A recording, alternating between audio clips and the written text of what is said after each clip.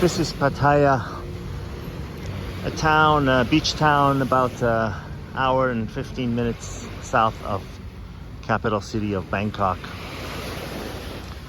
The reason I'm recording this video is to tell you what this city is filled with. It's filled with men, mostly 40 plus, who've been, for lack of a better term, beaten down, tortured, ran through the fire from years of horrific marriages. And they come here and they find relief and a refreshed new look in local women that pay attention to them. Of course, that attention is 100% financially motivated. But these men have been so beaten down, they've been so tortured, they've gone through such a long time of painful marriages where they had to go without to please someone else. Not because they necessarily wanted to, but because of various reasons. Maybe they had children, maybe they didn't want to lose 65-70% of whatever they worked for all their lives, including their retirement. Maybe they didn't want to turn everything upside down. And let's be honest, they also wanted to remain in their comfort zone.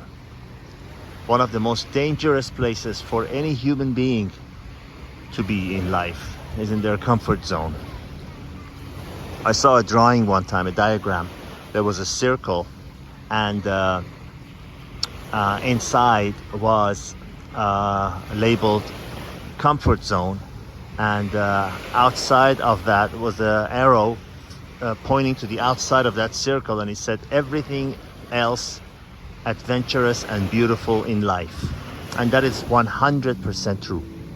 But going back to the main subject here, this town, if you come here, you go to any bar, you go to any restaurant, you go to any cafe, any time of the year, day or night, summer or, well, they only have really a couple of seasons here, wet and dry. But January through December, you come here, you'll find older men with similar stories. A lot of them alcoholics, advanced in age, a lot of them not in the greatest shape. But they've got a girl 20, 25, 30 years younger by their side. And these girls are mostly from the villages, from the farms. And they come to this town and Bangkok and towns like this exactly for the purpose of getting together with these guys in the hope of being taken care of for the rest of their lives. These girls that are here are by no stretch of the imagination innocent in any way, shape or form. Don't let anyone fool you. I would say naive people, but for the most part dumb people, fall into believing that, oh, these are innocent girls that are trafficked here and they were promised office jobs and factory jobs and this is why they're here. No, they're not. Because in that same bar that you see these girls, selling their body, there are other girls in there that are serving the drinks, working in the bar, and want nothing to do with that. So they are not innocent. They chose to do this. They are opportunistic, and I'm not saying all of them, but good 99% of them are here exactly to take advantage of these guys. I've heard stories where these girls fool this man, say, hey, handsome, I love you, you're so beautiful, I want to have your baby, whatever. And they give him soon after, they give him and the men are enjoying the attention. They're being neglected and tortured and rejected and beaten down by their wives for so many years that they very much welcome any kind of an attention from a willing woman who's also younger and more exotic looking and whatever. But soon after they get together with these girls, the sob stories start. Oh, my father is in the hospital, my mother is sick, the family cow died, my brother was in a motorbike accident, so can you help me with some money? And it gets uglier from there. These girls, I mean, these guys eventually have to go back home. So these girls start the same sob story and relationship with another guy. Some of them have 3 or 4 or 5 of these guys sending them money on a regular basis, thinking that this girl is only theirs. Very ugly situation. But you know, a lot of these men doing willingly. I mean, they are not 17-year-olds. These are you know, older men who have been married and divorced and several times, and you know, they're mature and they're wise and they're sophisticated enough to travel to another country, but they kind of ignore the red flags willingly. You know, when you want to believe something that is not true, when you so want to believe that you ignore the red flags, conveniently ignore it, because the lie and the fantasy is so much more pleasant than the actual harsh truth. That these girls actually have a younger boyfriend in town, in their own town, that all this money is going to. And they're just using these guys for their money.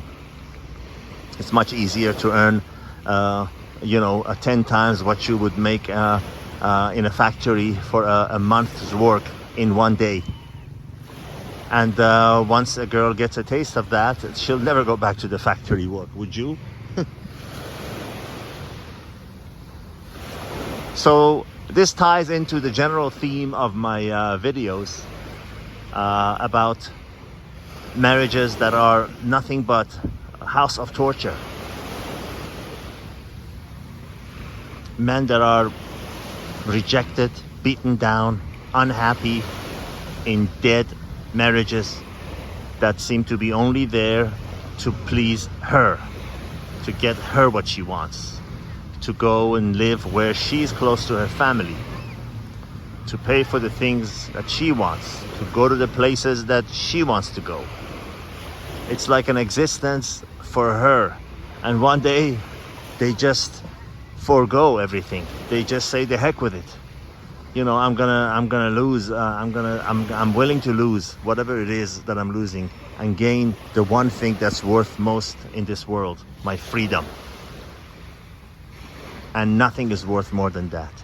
And that is the first thing that usually goes out the window the moment you fall for that initial BS fake acting of the woman you're dating and you marry her.